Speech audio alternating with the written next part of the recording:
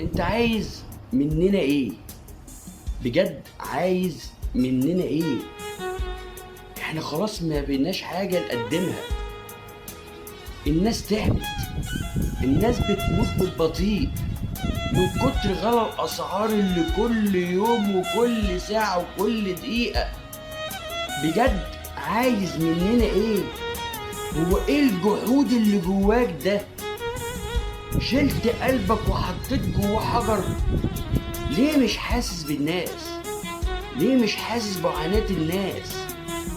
الناس ما عندهاش حاجة تانية تقدمها ولا تنزل عنها، ولا عارفة تعلم ولا عارفة تأكل ولا عارفة تشرب ولا عارفة تلبس ولا عارفة تصرف على صحة ولا عارفة أي حاجة. الناس ما عندهاش حاجة تاني تقدمها والله. كل سنة يقول السنة اللي جاية هتبقى أحسن، ولكن اللي بيحصل العكس. كل مرة بنصبر نفسنا ونقول اللي جاي أحلى، ولكن اللي بيطلع اللي جاي أسوأ.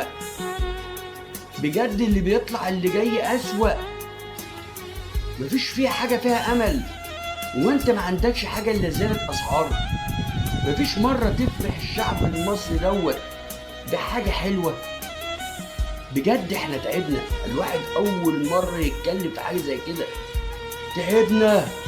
اللي كان معاه ما بقاش معاه، خلاص باع كل حاجة. بجد